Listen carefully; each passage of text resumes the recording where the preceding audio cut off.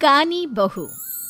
किशोरी लाल जी के बेटे राघव की शादी की बात जगह जगह चल रही थी, लेकिन किशोरी लाल जी को कोई लड़की पसंद ही नहीं आती थी। और उसकी एक ही वजह थी, किशोरी लाल जी का लालची होना। उनको लड़की वालों से मोटा दहेज चाहिए था और इसी चक्कर में एक दिन वो एक बहुत पैसे वाले के घर अपने बेटे का रिश्ता लेकर पहुंचे। उस आदमी का नाम था ओम प्रकाश। देखिए किशोरी लाल जी, मेरी एक ही बेटी है और मेरी सारी संपत्ति जायदाद सब कुछ मेरी बेटी नैना का ही है। पापा, नाम से लगता है बहुत खूबसूरत होगी। कितना अच्छा नाम है ना, नैना। ओ, वैसे बात तो सही है आपकी। अब इतना पैसा है, जमीन जायदाद है, इकलौती बेटी, आप भी क्या करेंगे? सब कुछ उसे ही देंगे ना। बिल्कुल ठीक पहचाना आपने। बस बेटी की शादी और सारी जायदाद उसके नाम। पापा, बिना देखे हाँ कर दीजिए ना। इतना अच्छा रिश्ता फिर कहाँ मिलेगा? माला माल हो जाएंगे हम। मैं अपनी बेटी को बुलाता हूँ। अरे नहीं नहीं नहीं नहीं, आपकी बेटी का नाम नैना है, सुनकर ही लगता है बहुत सुंदर होगी। रहने दीजिए अंकल, मैं तो आपकी बेटी के नाम से ही इतना खुश हो गया हूँ कि उसे बिना देखे शादी करने को तैयार हूँ। अब तो मैं उसका चेहरा सीधे शादी के बाद ही देखूंगा। और इस तरह राघव नैना का चेहरा नहीं देखता और उससे शादी कर लेता है। शादी के बाद अपनी सुहाग रात पर जब राघव नैना का घूंघट उठाकर देखता है तो नैना की आंखें बंद थी।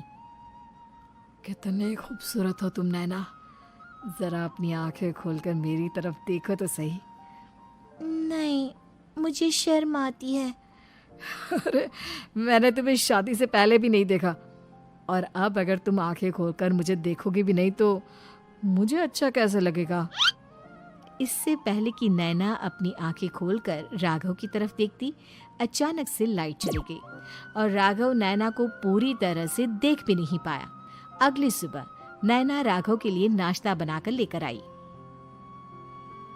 अरे ये क्या, आधा पराठा सीका हुआ है और आधा बिल्कुल कच्चा। ये तुमने क्या किया नैना? बहू, तुमने क्या आधा पराठा तवे से नीचे लटका कर रखा था, जो आधा सिका है और आधा कच्चा? मुझे जितना दिखेगा उतना ही तो सीखूंगी ना पापा जी।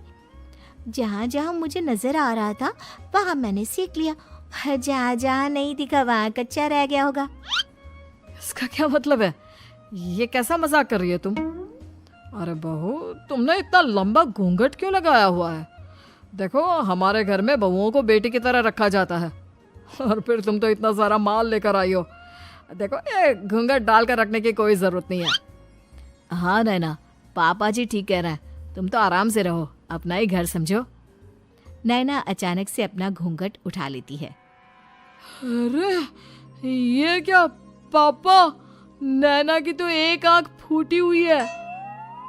नाम से नैना, लेकिन ये तो कानी बहू निकली। मेरे साथ धोखा हुआ है, धोखा। बिना दिखाए अपनी कानी लड़की मेरे संग ब्याह दी। मुझे कानी बीवी नहीं चाहिए। मुझे अभी ओम प्रकाश जी से बात करनी पड़ेगी। आखिर उन्होंने मेरे साथ ऐसा किया क्यों? अरे, आप लोगों ने ही तो पापा से कहा था कि आप लोग शादी से पहले मुझे देखना नहीं चाहते। अब मेरे पापा पर क्यों इल्जाम लगा रहे हैं? अरे लेकिन उन्हें बताना तो चाहिए था ना कि तुम कानी हो, एक आंख से तुम्हें दिखाई नहीं देता। किशोरी लाल और राघव नाराज होकर ओम प्रकाश को अपने घर बुलाते हैं। पापा जी, ये आपने क्या किया? शादी से पहले बताया क्यों नहीं कि नैना की आंखों में परेशानी है? अरे, आप ही ने तो लड़की देखने से मना कर दिया था। अरे लेकिन आप बता तो सकते थे। आपको तो हमारी बेटी की प्रॉपर्टी चाहिए थी, वो भी पूरी की पूरी। अब क्या हुआ अगर उसे आधा दिखाई देता है? प्रॉपर्टी तो आपको पूरी मिल गई ना। अरे ये क्या बात हुई? मेरी शादी प्रॉपर्टी से नहीं, आपकी बेटी से हुई है। अब ये तो पहले सोचना चाहिए था, तब तो मेरी प्रॉपर्टी देखकर तुम्हारी जुबान लप लपा रही थी। लेकिन मैं कानी लड़की को अपनी बीवी बनाकर नहीं रख सकता। पापा, कुछ करिए ना आप। हाँ, करता हूँ। देखिए ओम प्रकाश जी, आप हमारे साथ ऐसा नहीं कर सकते। और तुम देखो, अगर तुमने मेरी बेटी से शादी तोड़ी ना, तो जो भी प्रॉपर्टी मैंने तुम्हें दी है वो तो पूरी की पूरी वापस ले ही लूंगा, और आधी प्रॉपर्टी तुम्हारी भी लूंगा। अरे मेरी आधी प्रॉपर्टी भला क्यों लेंगे आप? इसलिए क्योंकि मेरी बेटी को आधा नजर आता है और उसकी नजर अभी तक तुम्हारी आधी जायदाद पर ही पड़ी है। अब तुम उसे घर से निकालोगे तो कुछ तो लेकर जाएगी ना। और अगर हम आपकी बेटी को अपने घर की बहू बना कर रखे तो? तो तुम्हारी पूरी प्रॉपर्टी तुम्हारी ही रहेगी, और जो मैंने तुम्हें दिया है ना, उसमें से बस मैं आधा लेकर जाऊंगा। अरे लेकिन अब आप अपनी दी हुई प्रॉपर्टी में से आधी वापस क्यों लेकर जाएंगे? अगर मैं आपकी बेटी को अपनी पत्नी बनाकर रखने को तैयार हूं तो? इसलिए ताकि भविष्य में अगर तुम मेरी बेटी को धोखा दो तो उसके पास कुछ तो रहे जो पति का हो। वैसे मेरे पास तो बहुत कुछ है, लेकिन अपने पति की कोई निशानी तो उसके पास होनी चाहिए ना। अब अगर तुमने मेरी बेटी को कानी कहा तो तुम्हें प्रॉपर्टी भी कानी ही मिलेगी, पूरी नहीं। जमाए राजा।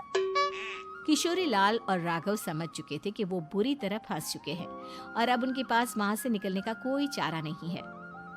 अब समझ में आया ना, लालच बुरी बला होती है। एक तो तुम्हें प्रॉपर्टी मिली, ऊपर से बीवी मिली, उसमें तुम्हें नखरे भी दिखाने हैं। आए बड़े, चुपचाप बैठो दोनों।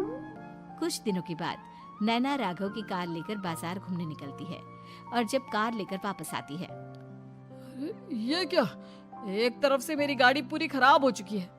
लगता है तुमने मेरी गाड़ी को किसी दूसरी गाड़ी के साथ एक्सीडेंट किया है। अरे अरे कितना बड़ा नुकसान कर दिया तुमने बहू। वो क्या है ना पापा जी, मुझे एक आंख से दिखाई नहीं दे रहा था, सामने से गाड़ी आ रही थी।